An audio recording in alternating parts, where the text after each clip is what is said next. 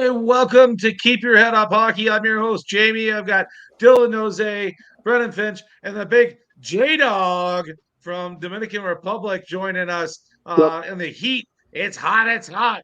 Mr. Jay Gordon with us. But you know what? We got a hot show for you, a pregame show on Family Day weekend. Lots of hockey. I think there's 17 games today, and we got an outdoor classic game today. Philly against New Jersey. So that's going to be exciting. But of course, we're going to talk about the most important game of the day, the Saturday night hockey. Yep, we've got Toronto facing Anaheim. Anaheim coming in after a big win in Ottawa. And really, they're on a heater, playing really well. But the Leafs and Matthews are on fire. 45 goals in 51 games. Matthews, my boy, just killing it.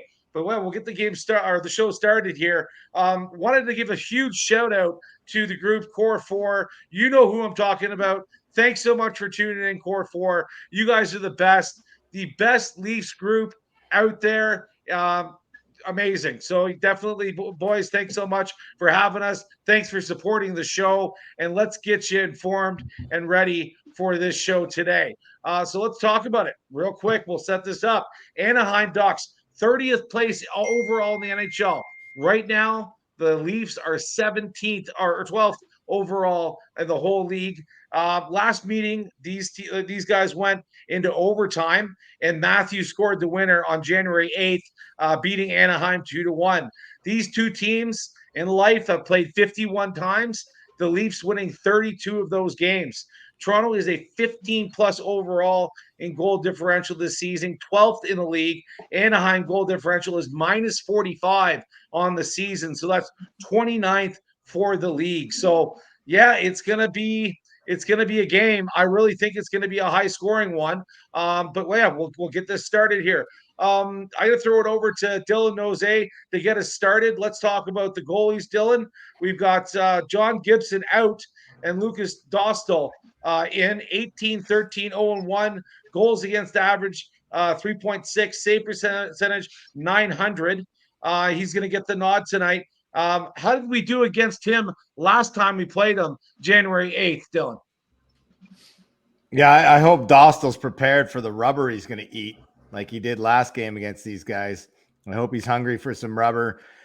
Well, this is this same old story with this Leaf team.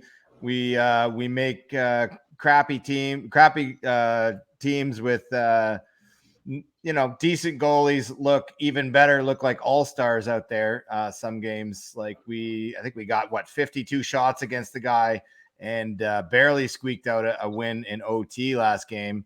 So Dostal's back in there again. They don't have their main guy Gibson tonight. So, but I mean, that's the story with some of these goalies, and anybody who plays the Leafs, they seem to have a bee in their bonnet about wanting to work extra hard and stop the puck, or prevent the team from scoring. But as soon as exactly, the Sens did it to the Leafs.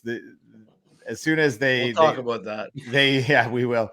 As soon as they break through, I think it's going to be one of those games where they can easily just put Anaheim on their heels and just deflate them to a point where they're gonna be lights out. That's what the high-powered offense of Toronto can do. And on the other end of things is Samsonov. We discussed previously, Jay, you and I about, or Jamie, sorry, you and I about why Hildebeest didn't go get the start. We believe he's doing the backup. But my thoughts on that were, I think Sammy's still fragile. I think he still needs a couple of games under his belt that's gonna boost his confidence a little bit further and prepare him either for the trade deadline or prepare him for the playoffs, whatever Treveling's got up his sleeve. Trevelling, whatever. Trevelling. So I think that it is the right call to put Sammy in against this Anaheim team. And he's probably going to face 12 or 13 shots. And I think that's when he isn't as sharp either. I think when he faces more shots, he's a little bit more in the game. So he needs to find a way to stop a team that may not get many shots and still be dialed in and still be focused. And that's a real challenge for goalies in general, and especially goalies on a team like a higher end, top tier team like Toronto. They're not going to get a lot of shots, and then they get those stupid, mistakes, and it ends up in the back of the net. So we'll see how Sammy responds. We'll throw it over to J-Dog here in just a second, but Samsonov's numbers for the year, 11, 4, and 6, goals against average, 3.25, 47th worst in the league, save percentage, 881. That's 56th in the league, and he's got 2 shutouts. I used to call him Samson O-Save. Okay, I'll call him Samsa some saves now. Definitely looking a little bit better, but I really think the Hildeby, with his action in the AHL this year, should get a start here soon. He's been backing up for the last two games. Goals against average in the AHL, 2.35%, save percentage, 913, 4 shutouts in 24 games played this year in the AHL. Dog, what do you think about Hildeby? Why haven't the Leafs given him a chance yet? Are they waiting? Is he going to start soon? What are your thoughts on him and Samsonov starting tonight?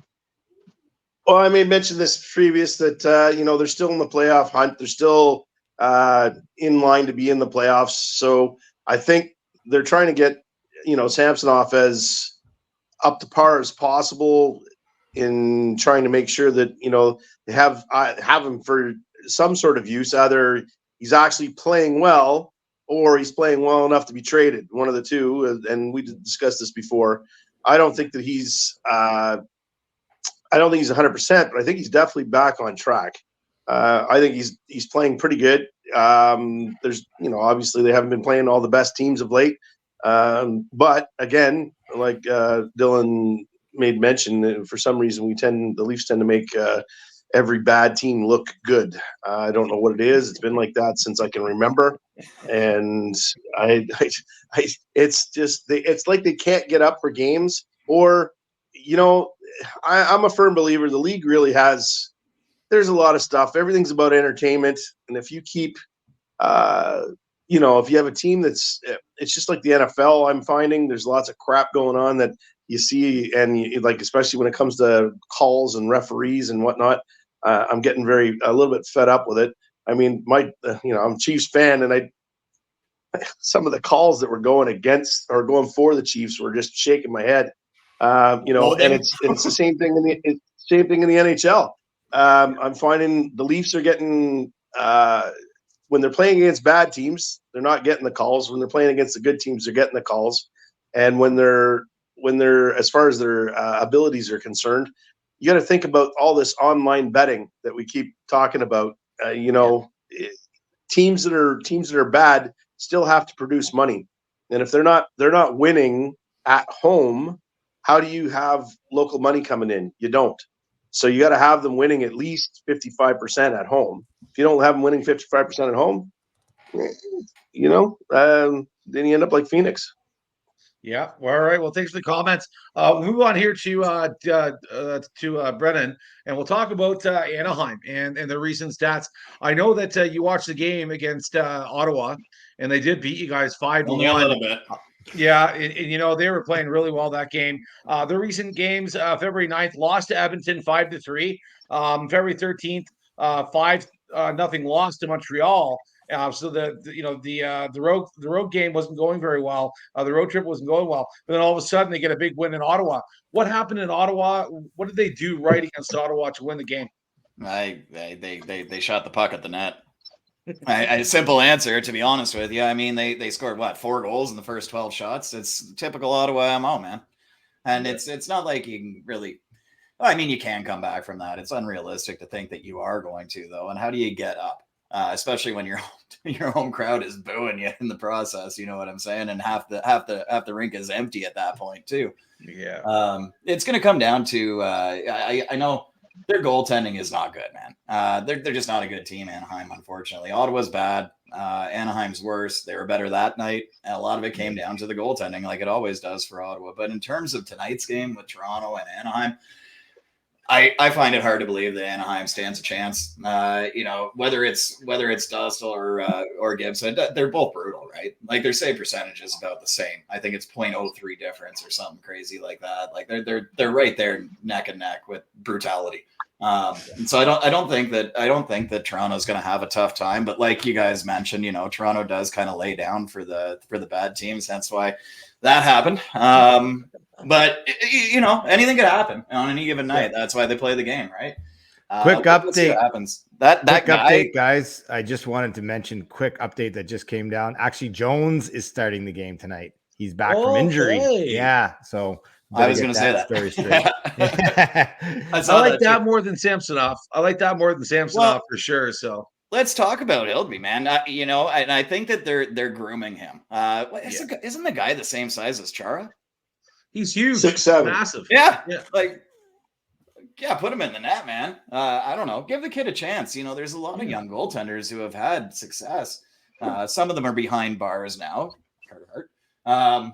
Is he allowed a longer stick if he's 6'7", like that goalie stick that'll poke check the guy from the top of the circle? That's a pretty darn good question. Right? I'm not positive, man. Let's find out about that. That would be awesome. Chara, he gets a special exception because Chara got the special exception for a longer stick.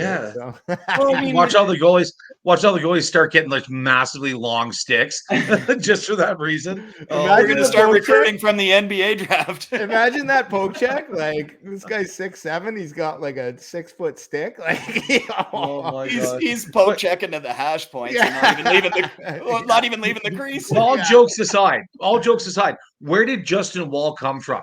He came from the Marlies, and after an amazing showing, and we gave him a chance, he ended up being our guy in the playoffs, right? Playing alongside Samsonov the whole year, and he was our number one guy until he got hurt. So I think the same thing's happening with Hildeby. Yes, I think that they're kind of grooming him, get him kind of in, that pregame practice, set up where he's watching on the bench, getting excited. I think that finally, once we give him a chance, he's gonna stand on his head. He really is. Like it'll be sooner than later too. Yeah, they're gonna do it soon. Yeah, I really think so too. My prediction for the game score was 6-4. But if Hildeby were going to start, I'd literally give him the shutout. I go against Anaheim 6-0. But now that Jones is in, maybe a 6-3 game. I'm thinking it's going to be a really high scoring game, but we'll talk a little bit further about that. Let's talk about Anaheim though, really briefly, about their top guys, just so that we know who we're playing against. We've got Vitrono. He's their top goal scorer. He's got 23 goals this year, 18 assists, but he's a -16. Terry, 15 goals, 24 assists, -6. But those guys have a ton of shots on net. Vitrono, 166 shots, and Terry 120. Like those are a lot of shots on net. Henrique, 15 goals, 20 assists, and McTavish, 15 goals, 18 assists, and then like the big names that we know, Strome, 8 goals and 20 assists, and Carlson as well, 8 goals and 13 assists. But McTavish and Strome -17 and -12. So obviously some defensive problems here. Goalie issues. They just haven't had a great year. Definitely in a rebuild. But we'll see what happens here. We'll throw it over to Toronto, though. We'll talk about the home team now and their recent stats. I'll get it set up, and we'll throw it over to Dylan, J-Dog, and then Brennan as well. So the last couple of games, all we know, and here it comes, February 10th, a big loss to Ottawa, 5-3. February 13th, win against St. Louis, 4-1. What a great win that was. February 15th, win against Philadelphia. Another really great game, winning 4-3, and a big game from Matthews, another hat trick. So, man, the guy's on fire. Matthews playing really, really well, and 45 goals in 51 games. He's on pace to get 60 or 65, I'd say. But really having an outstanding year. Nylander, Austin, Mitch, and Morgan still, leading the team in points, as well as John Tavares right there. But Nylander was 68 points, Austin was 66, and Marner was 60. I think that really is great. All three players are scoring a lot and getting involved, which they really should be with the amount of money that we pay these guys. So really happy to see. Dylan, what do you think about the Leafs and this game and the top guys playing? What do you think is going to happen? What are your thoughts on all that? The stat that kills me the most is 2-5-2, and that's their record against the bottom 4 teams in the league. So that has to change. I do take some. I am hopeful tonight because it seems like the Leafs really respond well when they are up against some challenges in the lineup. Guys missing. We got guys suspended. Just came out that Giordano's out of the lineup now too. Feel that heart goes out to Giordano. His dad passed away yesterday, so we're gonna have guys. We're gonna have LaJoie and Lagesson as the defensive pairing back there. So this is a team that has had success when the chips were down earlier in the year when Matthews was out. They were winning games without Matthews. They won 2 without Riley here. So I believe that that's going to be the question is how are they going to perform against a bottom 4 team? Because if I was a betting man, I don't know if I would pick the Leafs against Anaheim tonight, but they just played last night. And I wouldn't normally say that. Right. There you go. So, and Johnny T is out tonight too. So we need guys like Max Domi. He's going to step up on that line, and he has the capabilities to do that. So, in terms of how the Leafs are going to do tonight, it's really going to be a matter of your backup players showing them that they belong in the league. All right. Who do you think is going to be stepping up tonight, J-Dog, in the game tonight to make an impact for the Leafs? Well, I think with a team like Anaheim, you're going to see that third and fourth line actually do a lot. That's the one thing I think that everything's been not said, nobody's been saying anything about as far as the third and fourth line when the Leafs are winning. The third and fourth line are not in their own end. They're in the other team's end, forechecking like crazy over the last little while. And Robertson and McMahon and all those other little dudes that you never hear about are, as far as I'm concerned, tiring out the other teams. So the top 4, or I'll say the top 2 lines, whatever, are scoring. You come off a shift; these guys are hustling. You got what's the Russian kid's name? Gregor, and you got Robertson. These guys can fucking fly, man. Like these guys are fast, and they're not leaving you a lot of room. And you look at that game against Philly. Philly was all over Toronto for the whole first half of the game. Like they did not give them any room. Typical John Tortorella, do not back off defense, step up, get into the play, that kind of thing. The Leafs had to change their whole game, and it's the only game that I'll give Sheldon Keefe credit for over the last little while that he actually did something and he adjusted during the game, not by changing the lines, but adjusted the way of play. That's not usual for him. If he did that all the time, they'd never lose a fucking game. It drives me nuts. He does all this tinkering of the lines and stuff. And jeepers, I keep forgetting we're doing the. Sorry, boys. No swears. Yeah, okay, it happens. Yeah, it happens. Sorry. Yeah, I thought I did it earlier. Not the regular show. Sorry, people. We talk about the Leafs. It's hard not to. The passion is passion runs deep. So I just think that if you really pay attention to what the third and fourth line are doing, they're a real reason why the Leafs have been doing fairly well of late. I think that they've stepped up, and the quality of play from these guys, not only like in all 3 zones, but they're not in their own zone very often. Oh, yeah. So I think that's a big thing. So I think against Anaheim, you're going to see them. I think it's going to be high scoring. I think it's going to be like an 8-2 or 8-3 game.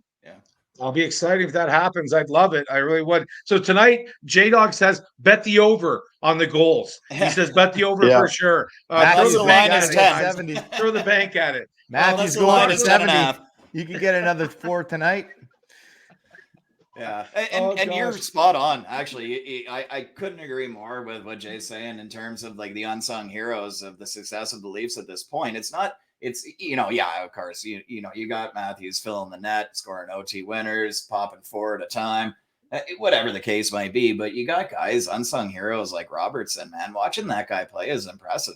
I mean, he's got 15 points or something crazy like that this year. But the fact of the matter is, to watch him, he's a needle turner, man. He's not the kind of guy that's going to give up a bad mistake or anything like that. Guys like him are difference makers. Him, Bertuzzi. I mean, Bertuzzi's a big name, but you're gonna have to go pretty far down the league lineup to not find a big name. Really well. So. Yeah. Gregor's Oh yeah, playing man. Great. Oh Yeah. yeah. But I mean, like, there's a lot of guys, and I think the difference maker tonight is probably going to be Bertuzzi. My thought. I hope so. He's got 21 points this year, so He's going to see a lot of ice time too. Yeah, but I think he's going to play more ice that'll tonight. help. I hope that he, gets that monkey off his back, like Dylan was saying last show. Those guys that need to score a goal. I hope that they do so tonight. I really do. Domi, Bertuzzi, even Gregor, like get those guys pumped up for the next few games because we're running into some tough teams after we play tonight. So definitely got to get prepared. Let's run through some stats. I'll then throw it over to Brennan again, have him talk a little bit about it, and then back over to Dylan and Jay. But Maple Leafs 7-3, averaging 3.4 goals, 5.1 assists, 4.5 penalties, and 10.4 penalty minutes. Will give me up 2.7 per game in their last 10 games. The Maple Leafs have gone 13-5-1 in games that they've had fewer penalties than their opponent. So a big success thing here is stay out of the box. Get on the power play more than your opponent does. The Ducks have committed to 292 total penalties this year, 5.5 per game. Yeah. And that leads the league by a lot. So lots of power plays should lead to lots of goals for the Leafs. Like I said earlier, Matthews got 45 goals and 21 assists for the Maple Leafs. Marner has 4 goals and 9 assists over the last 10 games. Get these guys the puck, especially on the power play, because they're the difference makers for this team on the power play, especially when Tavares isn't in the lineup. Get those guys the puck.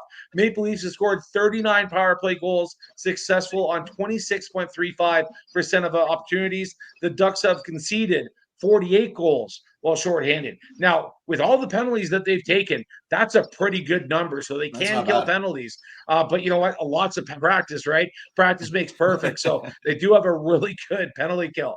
Maple Leafs have conceded 32 goals while shorthanded, killing off 78.283 of penalties. So really good number there as well. But the Ducks have scored 32 power play goals, about 20% of opportunities. So we'll see what happens. But we'll throw it over to Brennan and then Dylan and then Jay. And I've got a little bit more stats about Anaheim and their success. But what do these guys got to do right, Brennan, to really make sure they win this hockey game? We're talking about the Leafs. Well, I think it's going to come down to when you look at a difference in contrast between the talent of Anaheim and the talent of Toronto in the whole reality of like the grab and clutch style of the game today. There's going to be a lot of chasing going on by Anaheim, and don't be surprised if they fill the penalty box up again tonight. You know what I mean? And don't be surprised when Toronto puts up 8, like Jay said, because you give a team like that with that much talent in the perimeter on a power play that much opportunity, they're going to take advantage. They're going to get their points. They're going to get their goals.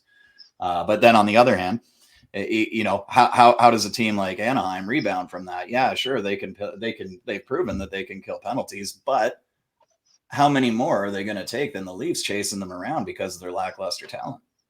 Not just that, but it's hockey night in Canada. It's Saturday. It's Toronto. And blah, blah, blah. Yeah, it's going to work in Toronto's favor. I don't have any faith in Anaheim, unfortunately. Toronto, yeah, stay out of the box, but why would they be in the box? They're not going to be chasing. I just don't see it. I don't see it. All right, Mr. Coach Nose, what do you got to say, bud? For me, it comes down to Papi being Papi. He's the league leader. He's the most prolific goal scorer in the league right now, in the world, I would say. And in the last several years, when you look at all the stats that are coming out about him and comparing his goal scoring prowess to the great Ovechkin and the great one Gretzky, like the guy is just an unbelievable goal scorer with an unbelievable eye for the twine and can't stand him. Ridiculous release. Even the haters gotta love him. I hate him. That guy will light you up in a hurry. The one thing I have noticed about Matthews in the games I've watched this year is that when he gets frustrated, when he gets thrown off his game, you can see it in him a little bit. But I haven't seen that much lately, but I know I saw it at the beginning of the year when they were he couldn't get the puck to the net or in the net. And guys were frustrating him on the other team. But I think Ryan Reeves had a good quote today. He said he couldn't even do what Matthews does in a video game. And I think that's pretty relative to yeah. But I mean, the guy is just an unbelievable talent, and he will be a difference maker every single night, and he has to be tonight because the team is missing some key pieces. So Matthews is worth every single penny that we signed him for. He really is. And I wanted to say that, I'm so happy that we locked him down. We've got him for, the good chunk of his career, right? And boy, he's paying off tenfold. But J-Doc, what do you got to say about the Leafs and, maybe kind of final comment on their keys to success tonight? Well, Matthews is obviously going to be doing his thing. He's probably what I'm seeing that I like about his game is how much he's come along in both ends of the rink. His defensive prowess has been fantastic. His takeaways are sick. He's just constantly taking the puck away from guys, especially along the boards. He uses his body to shield so well, but he also uses it to take the puck away because he'll lean into you, and he's so quick with that stick and just takes the puck away from you. Like on a regular basis. He's I think almost on every shift. If he's near the puck, if somebody else has it, he pretty much takes it away at least once. It's I don't know what his stats are. I haven't looked, but it's lots. Just the eye test. He's strong on it. Yeah, he's strong. Oh yeah, for sure. He's 6. What is he? 6'4". He's like he's like 235 or something like that. He's a big kid. And hockey players today are not that big anymore in comparison. You get, the defensemen, even a lot of the defensemen now, you don't see like John Carlson's everywhere. You know what I mean? Like the big, thick, heavy duty dudes. They're fast, puck moving guys, and they're not as physical anymore. So I think that for a guy like him, he's not much difference in body size in comparison to Cam Neely back in the day, who used to do the same thing, but obviously a lot more physical. So if you get him doing his thing, Marner needs to not give up the puck so often. That's going to be their key to success, I think, for the rest of the season. Enough with these crappy passes behind the back, no look, high risk things. You have a team that can score 6 goals a game, no problem, no matter who you're playing against. Why do dumb passes? It doesn't make be smart, especially in your own end or the neutral zone. And I think they're going to be a team like Anaheim. What I look to see tonight is you're going to see those third and fourth lines, like I was talking about before, get 6-8 minutes a game as opposed to 2 or 3 minutes. And I think that you're going to see them, get some points on the board tonight. I think that's going to be key for them too, because it goes down the stretch, because these guys need to get some more minutes in. Look what's happening with the problems with the team right now with all the people out, injury or otherwise. That happens all the time, every year. And durability and depth in a team is what makes you go deep into the playoffs and makes you win a cup. And you need to have your third and fourth line guys, and the guys that are not dressing for the game getting in and getting some minutes. So I think teams like this, and don't forget, Anaheim has some like really talented players, unfortunately, that are extremely lazy and don't care about the game like good teams do. And the Leafs can get lazy too, and not. You said it when you said be smart. There was that play. Yep. Every time they're on a power play, I'm always worried about a shorthanded goal. 3 guys going after the puck and leaving the guy open inside the net. Leafs get lazy. Their fan base goes wild on them. Anaheim gets lazy. Nobody knows. Nobody cares. Well, we'll throw it over to Anaheim for a bit. Taylor Swift needs to date one of the Anaheim players, maybe. Oh, there we go. Well, we've already got our Bieber, That's not funny. Basically. That's not funny. Basically, I'm not going to say it. Anyway, 4 Anaheim's 4.51, averaging 2.6 goals, 4.7 assists, 4.8 penalties, and 14 penalty minutes, while giving up 2.9 goals per game in their last 10 games. They're finishing finishing teams off in regulation has been a struggle for that squad. They've had 9th fewest regulation wins, 18 in the season so far. Adam Henrique, though, has scored 4 goals and has 7 assists over the last 10 games. So he's on a heater for the Ducks. The Ducks are improving their play as of late. Also, they're coming off a 5-1 victory, like I mentioned, over the Sens, where they scored the 3rd win in the last 5 games. They've also had a better road outfit than a home one, going 11-14-1 away from the home arena compared to 18-1 at it. So also a big impact. They're getting their rookie defenseman Pavel Mintyukov back. He's pretty talented. It'll be a good plus for him. And Toronto's failed to win by 2+ goals in 11 of its last 14 games. So that's a key factor as well. Ducks have scored 3+ goals in 6 of their last 7.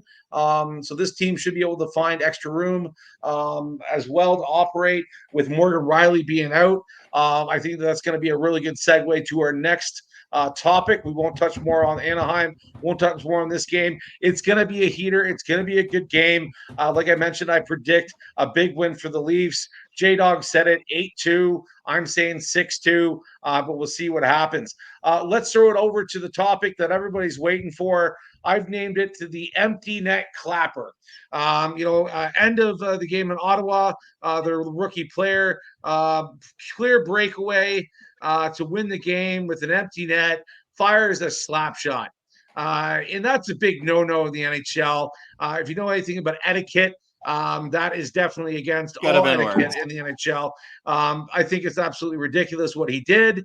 Riley should have just, dropped the shoulder on him. Instead, he was heated and grabbed him in the head with a stick, gave him a piece of 2x4 right on the melon. Definitely, this guy went down like he was shot, just like a soccer player goes down when he's kicked in the shin. It was absolutely hilarious. And there was no big fight.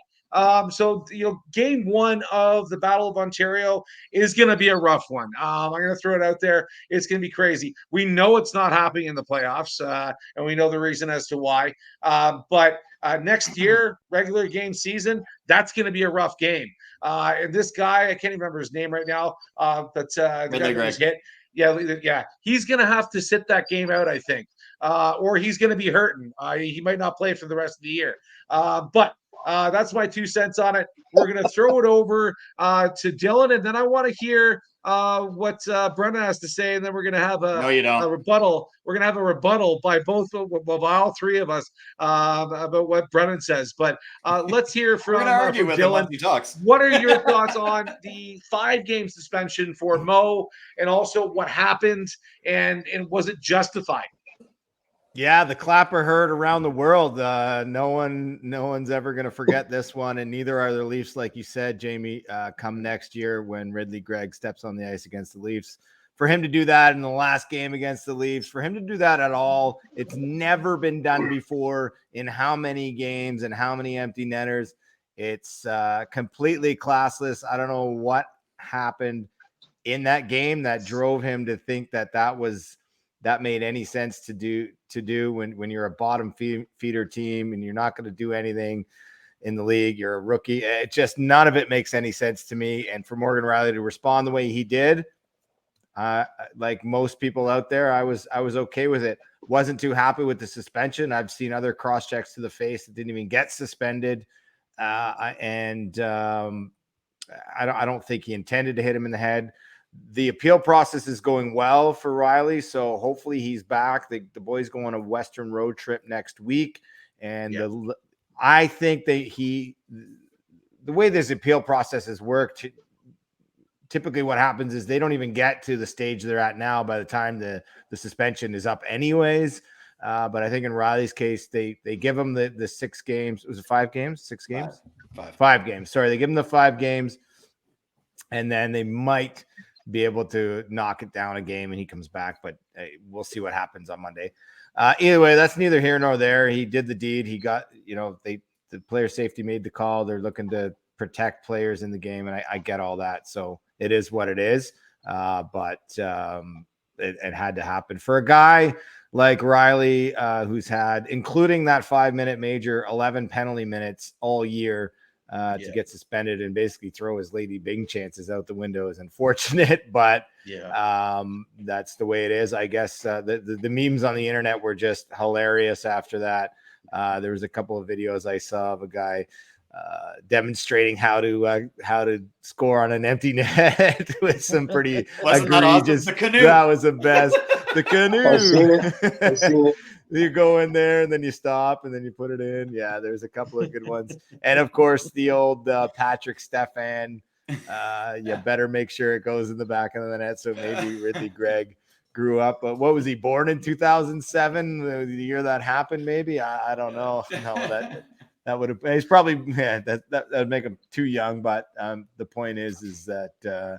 I guess there is a chance that you could miss an empty net and it goes back the other way. That cannot go unannounced. Like, you can't do nothing when that happens. You definitely have to respond. And Riley, you know what? Give him the C right now. Seriously, he's the heart of this team. Matthews, he's a goal scorer, not a leader. Yeah, some people are saying give him the C, but I really think that after that, Mr. Riley deserves to be the captain of the Leafs. What a great guy. Wears his heart in his sleeve and passionate about the franchise and about the team and about the players and the fans that he represents. Let's throw it over to the other side.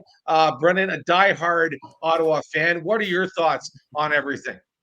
I agree. Something should have been done. But at the same time, I mean, like, this guy's a rookie playing in the Battle of Ontario, probably the most intense rivalry in the NHL. And, this seals the deal on the season series for a team that's had a lackluster performance thus far. This is a rookie. He's coming down. He's excited. So what? He took a clapper. Yeah. Does he deserve to get hit? Maybe drop mitts? Yeah. Does he deserve to try to have his head taken off by some clown he didn't see coming with a friggin' with a cross check to his head?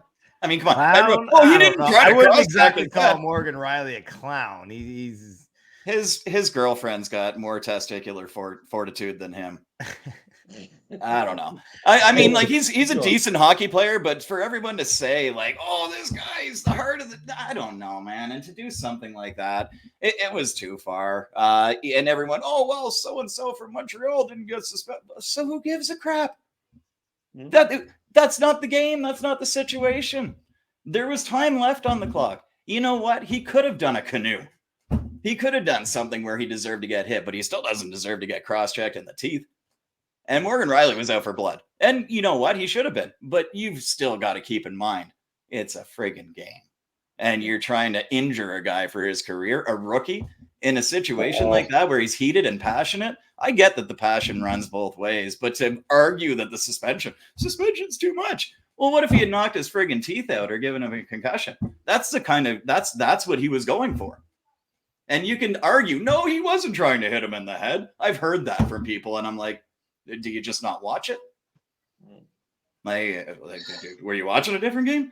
He deserves every bit of the suspension. Should something have been done? Yes. Should it have been done by somebody tougher? Probably. But I fact of the matter is, you can't. Yeah, the kid had it coming. It was a hot dog move. I could see how you would do it. You know what? I would have been super pumped if he did a Denny Savard spinorama in front of the goal.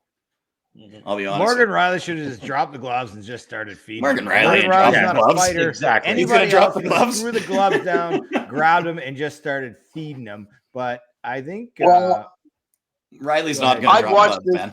7 times. J-Dog. Let's hear from J-Dog on this. What do you got to say, Jay?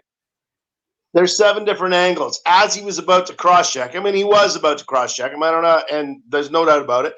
But if you watch, not only does his hand come off the end of his stick when he hits him, the kid ducked a little bit, so it went up his shoulder and then hit him. So if you watch it, you can watch it 7 times, 7 different angles. So did he try to hit him in the head? I don't think so. Did he try to put him into the board space first? Absolutely. So, like, I think the intent was definitely to smash him. But what happened and what they're saying happened is not true. And what I disagree with, that he tried to hit him in the head. I think he tried to hit him in the back and push his face into the glass. There's no doubt about that. But you can't, Like, and the what ifs, you can't what if. What if he took a chainsaw and cut his fucking leg off? Cut his leg off. That's not something that happened. So you can't give somebody a penalty for something that didn't happen. So He got suspended for what he did. He got suspended for something he that he did. didn't do, because they're saying he cross-checked him in the face. And if you look at it, he cross-checked him in the shoulder, and the stick came up, and his hand wasn't even on the stick when it hit him in the face. So for a high sticking watch penalty, do you have to have control of your stick regardless of if it's off of somebody else or anything? Absolutely. But, Okay. absolutely, but we're not talking about a high sticking penalty. We're talking about cross-checking penalty, and we're talking about excessive force, no doubt. However, I don't really care. The kid's a hot dog, like you said. He's how old is he? He's like a young, he's 20 or 21 years old, new in the league.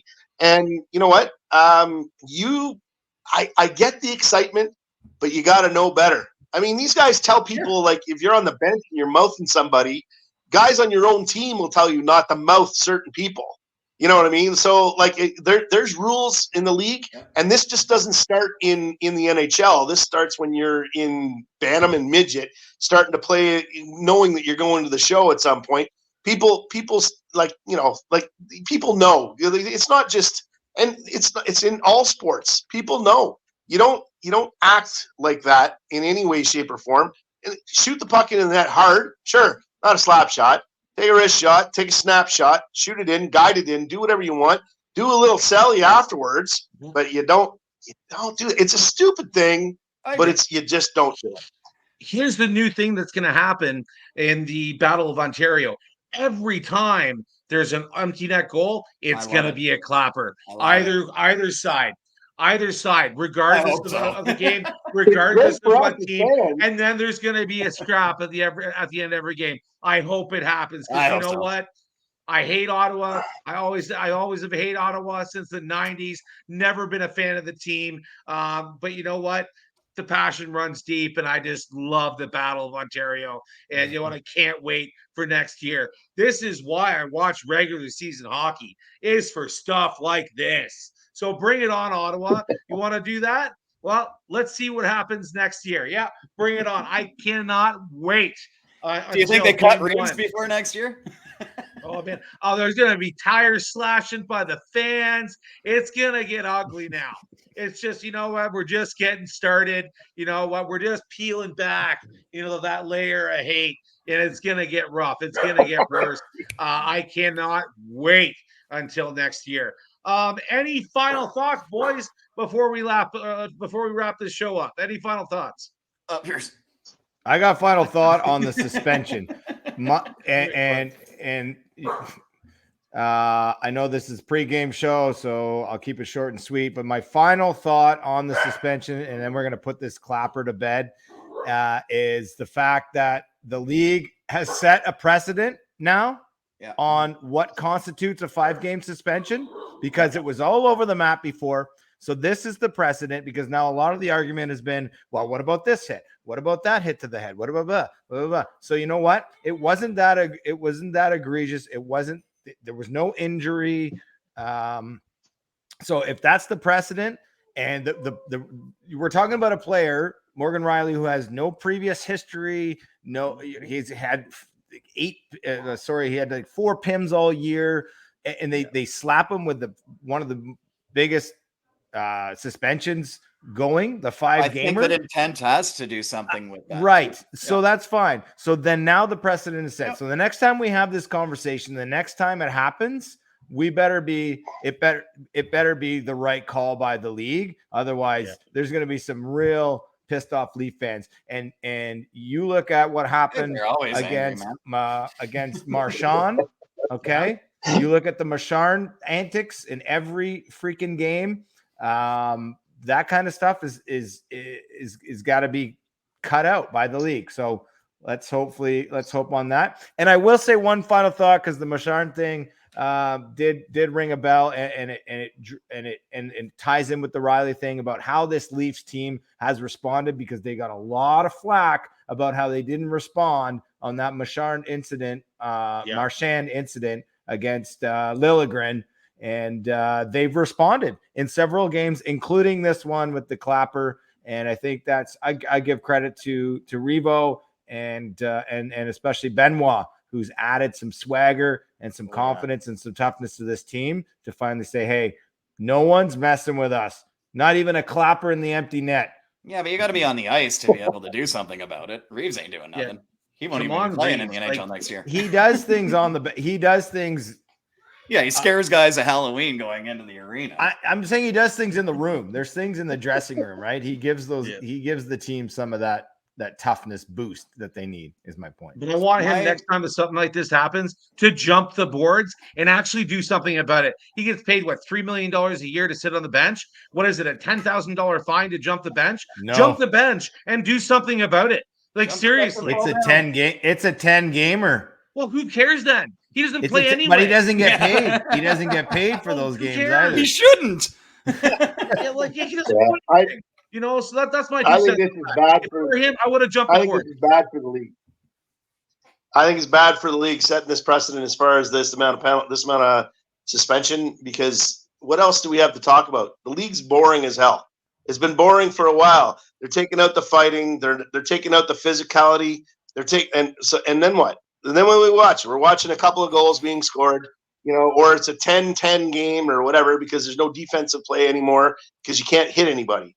So I think that this is a bad thing for the game, and all you pussies out there that complain about the physicality of the game should go play soccer or some other sport. Watch another sport. Go watch the ladies hockey. Actually, the ladies hockey might even get too physical for you too. Enough of the crap. It's a man's game with men. They play like men. You go to war. That's the way you talk. You're talking about going to war every time. That's the way the coaches talk. That's the way you're pumped up. That's the way you're talked to. That's what this is about. It's to show your physical ability to dominate another man. That's the whole point of it. After the game. If you can't take it, go watch chess. Yeah. Chess. Absolutely. But you know what? Bring on the Battle of Ontario. I cannot wait. Hey, I really hope that Ottawa wins the rest of their games for the year so that we can face them in the playoffs. We need a draft pick, baby. Boy, would that be sweet, but it's not going to happen. We'll see you next year in the regular season where you actually guys play hockey. But yeah, we'll see you next year. But anyway, Leafs, big game tonight against Anaheim. I hope you enjoy. I hope you enjoyed our show. If you do, smash that like button, please. Share it with friends and family. Have a conversation about this show with your friends over a beer. Say, hey, I just watched Keep Your Head Up Hockey. It was awesome. It was different. Talk about us. Let's grow this show. And a big thing again, you know, Core 4, you guys are awesome. The group's awesome. The moderators are fantastic. A big shout out to Dan and Jay for what you guys do for the show. Thanks for giving us a chance to do this pregame show. We love it. We'll be here every Saturday for you guys. We'll see you next Saturday. Happy Family Day. Keep your head up and go Leafs, go. The real game starts at 3. Go Sens. Go Leafs, go. Go Leafs, go. See you. Go Sens, go. Take care.